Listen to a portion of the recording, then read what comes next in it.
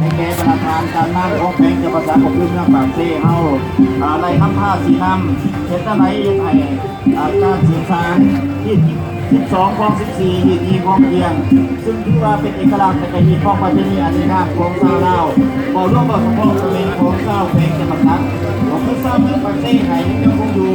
ทุกคนลาวตลอดไปนอกจากนั้นที่ว่ากระบวนการแห่นักสังขารแต่ละปีเพื่อปลูกฝังจิตสำนึกของชาวหนุ่มวัยหนุ่ม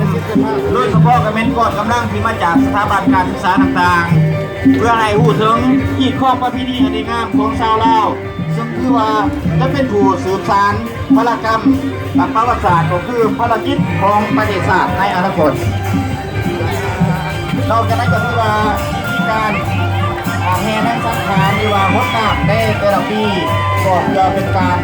น้ำช่วยสิ่งชั่วให้ออกจากตัว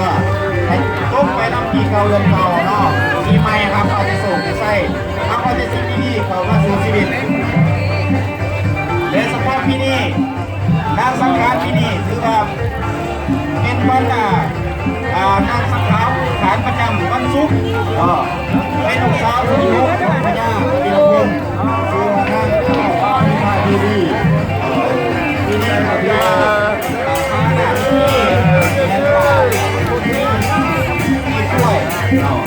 เราจะได้กันด้วย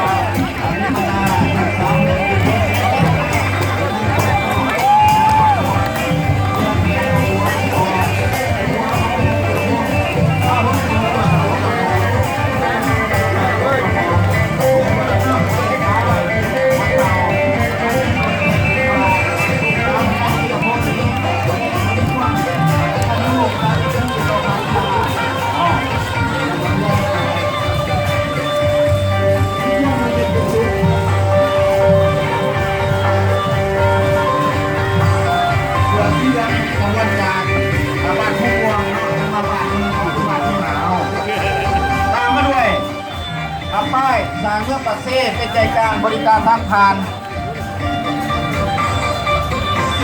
ปฏิบัติตามกับวัน3 สเนาะสศูนย์กลาง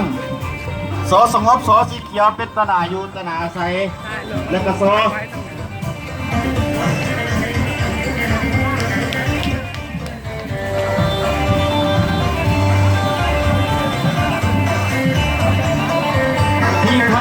ประธานบทแทนแสงสีวิเชียรในปัจจุบันนี้แม้กระบวนแห่บัวพญากบิลพรมพญากบิลพรมนี่ก็ถือว่าเป็นพ่อของนางสังขาร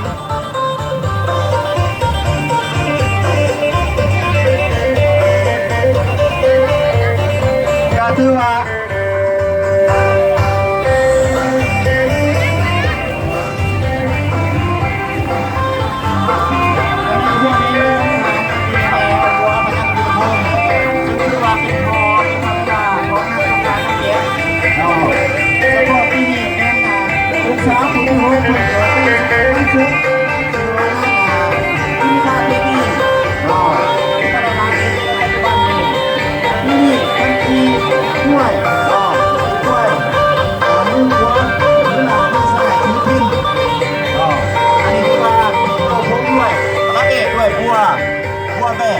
อย่างสวยสดงาม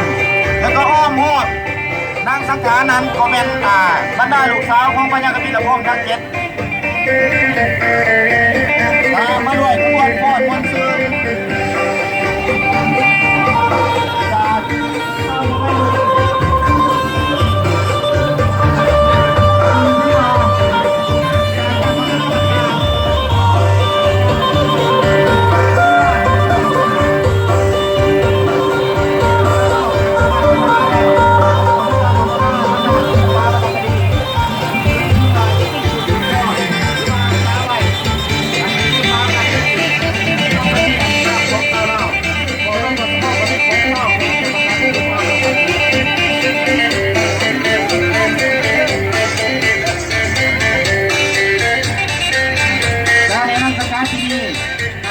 ด้วยการเขาวงของการนำแข่งกับประชาชนโดยเฉพาะการแข่งขันพญาเอกบุตรท้องดีเลยไส้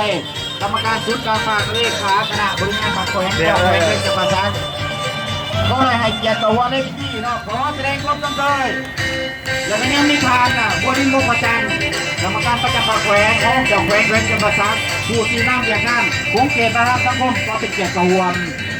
มียังผ่านสิริวัลสวัสดิ์ศิลป์กรรมการประจำภาคแขวงเลขาภาคเมืองเจ้าเมืองปากเซ่ก็เป็นเกียรติกับหวมและมียังผ่านในคณะประจำภาคแขวงกรรมการภาคแขวงหัวหน้าแผนกการออกถามแขวงก็เป็นเกียรติกับหวมขอแสดงความสมเชยและพิเศษมียังผ่านลาวันเดียวกองทุนใหญ่สสเวียดนามประจำภาคไต้ลาวก็เป็นเกียรติกับหวม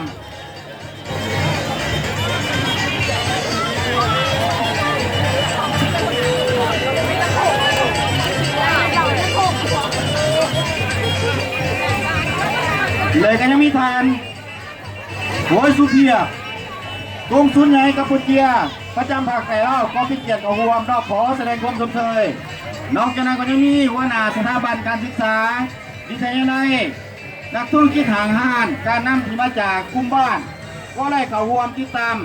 รับชมขบวนการแห่นางสักการในครั้งนี้อย่างกับท่านาแน่นและก็พิเศษยังมีพี่น้องชาวแขวงจำปาสักก็คือชาวเมืองปากเซ่และก็บรรดาบ้านใกล้เคียงก็ได้เข้าร่วมอย่างกับท่านาแน่นเพื่อติดตามขบวนการแห่นางสักการในครั้งนี้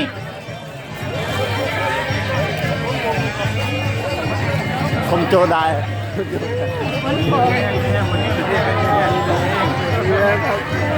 การแห่นางสักการแต่ละปีก็แมนการประกอบบวชส่วนอย่างเอาจริงเอาจังจากสถาบันการศึกษาต่างๆบอกว่าจะเป็นจากมหาลัยจำปาสักวิทยาศาสตร์การแพทย์เทคนิควิชาชีพมส.พุทธไซมส.คุณภาพหลายภาคส่วนนอกจากนั้นก็ยังมีกลุ่มธนาคารบริษัทห่างห้านไฟฟ้าน้ำประปาก็ได้ประกอบส่วนอย่างหลวงหลายขบวนที่ผ่านไปเนี่ยมันมาจากบ้านหน้าแหกเนาะซึ่งถือว่าเป็นอีกบ้านหนึ่งของกลุ่มบ้านที่4เฮา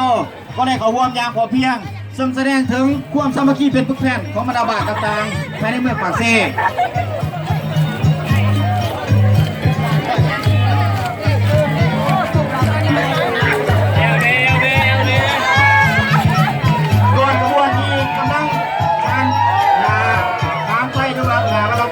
แต่ที่เป็นในปัจจุบันนี้แม้จะแม้จะประทักเนาะมหาวิทยาลัยจำปาสักกาถือว่าเพิ่นก็ได้ประกอบส่วนในแต่ละปีซึ่งน้ำหนาขนาด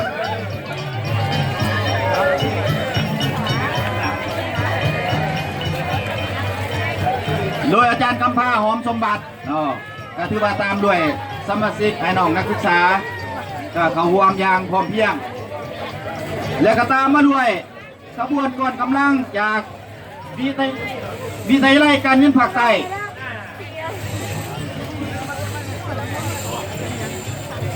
และก็มีป้ายก่อนขบวนและก็มีต้นกระพึก3 ต้นตามด้วยนักศึกษาถือขันน้ำมนต์น้ำหอมเนาะอันนี้ก็ถือว่าแสดงถึงเอกลักษณ์ของประเพณีตามมาด้วยป้ายคำขวัญหรือไม่มีสติขับขี่ปลอดภัยขับขี่มีวินัยใส่ใจกฎจราจรผู้รักษาความสะอาดคือมารยาทของคนศรีวิไลอันนี้ถือว่าเป็นคำขวัญปลุกระดมในการขับขี่ก็คือเพื่อสร้างความสะอาดสวยงามเฮ็ดแนวไหนเพื่อสร้างให้เมืองปากเซ่กลายเป็นนครในอนาคต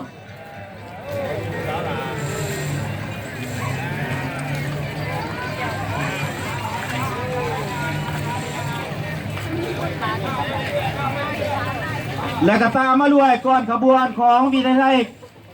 กสิกรรมในป่าไม้จำปาสัก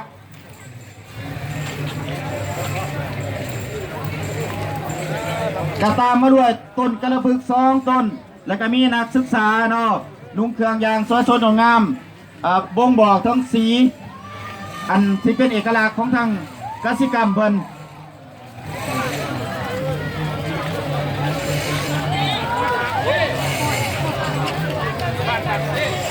กาถือว่าทางอาจารย์คำสว่างสมบูรณ์ขันเพิ่นเนาะเพิ่นก็มาติดตามก้อนขบวนของเพิ่นตามด้วยก้อนขบวนจากบ้านปากเซ่เนาะซึ่งเป็นบ้านหนึ่งใน10 บ้านของเมืองปากเซ่เฮาเพิ่นก็มีต้นกระพึก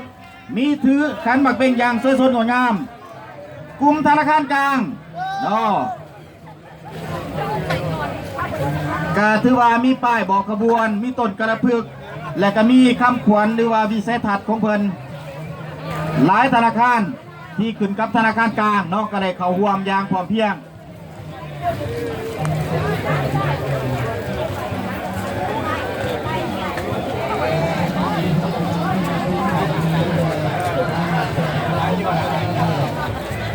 เลยก็ตามมาด้วยกลุ่มธนาคารแห่งสปปลาวที่แข็งภาคใต้ที่แข็งจะประสัก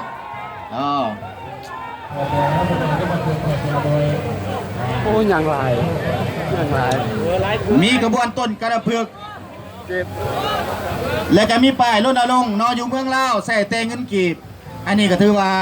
เป็นคำขวัญของธนาคารเพิ่นเนาะ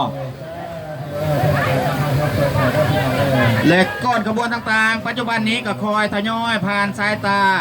บรรณาธานการนำแขวงจำปาสักและก็การนำทุกภาคส่วนตามมาด้วยป้ายกระบวนบริษัทน้ำประปาเนาะรัฐวิสาหกิจน้ำประปาแขวงจำปาสักเนาะเพิ่นก็เข้าร่วมใส่สีน้ำประปาเนาะ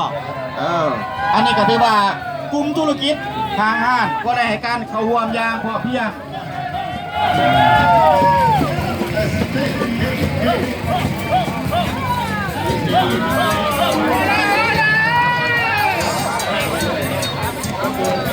ตามมาเลยด้วยขบวนจากมส.หัวตะพานการที่ว่าเป็นมส.หนึ่งที่ว่าตั้งอยู่ทั้งหมู่บ้านที่หนึ่งของเมืองปากเซ่เฮาเพิ่นก็มีต้นกระพือมีเขาแกงมันโตถือกันมาเบ่งยางสวยสดงามซึ่งแสดงถึงเอกลักษณ์ที่ของประเพณีอันดีงามของชาวลาวพอร่วมบ่เฉพาะคอมเมนต์ของชาวแขวงจำปาสักของคือของชาวเมืองปากเซ่ซึ่งวันแต่ละปีทางมส.หัวตะพานเพิ่นก็ได้ประกอบส่วนหรือว่าเขาร่วมในกิจกรรมต่างๆของเมืองปากเซ่บ่ได้ค่ะบ่ว่าจะเป็นงานบุญสมเพื่อหรือว่าพระวรณาของภาษาก็แล้วแต่เนาะเพิ่นก็ได้เขาร่วมโอ้ยอย่างไร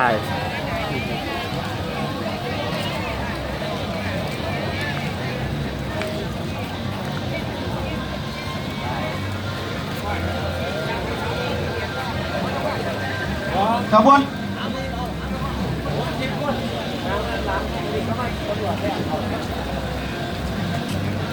ของหัวตะพานี้จะตามด้วยขบวนฟอของไปนอกชาวหนุ่มยิงทราย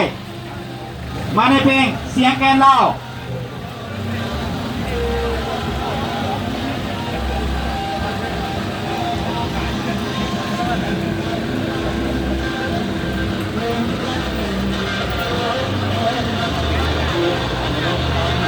ที่ว่าอย่างเสื้อชนงามเนาะเศร้าหนุ่มไม้นมของเมียนวัดตะพานเฮาเพิ่นก็มีคนพอเสียงกันดาวยางอ่อนช้อย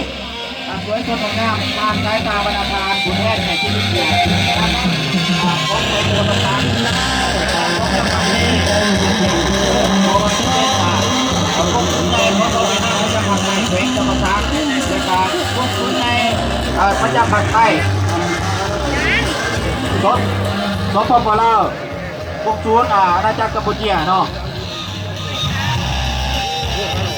อันนี้คือว่าซึ่งจะเป็นผู้สืบทอดพระกรรมประวัติศาสตร์ที่ว่าซึ่งจะเป็นผู้อนุรักษ์รักษาอีกของประเพณีก็คือศิลปะวรรณคดีอันของชาวลาวตลอดไปชาวหนุ่มไปหนุ่มเฮาได้หันมาดินศิลปะวรรณคดีเพื่อห่างไกลจากยาเสพติดซึ่งถูกต้องในการสมแล้วที่ครับการนำที่มีความเป็นห่วงเป็นใยนำเศร้าหนุ่มไปหนุ่มเฮาให้หันมาดินกีฬาให้หันมาดินศิลปะวรรณคดีดีกว่าไปติดยาเสพติด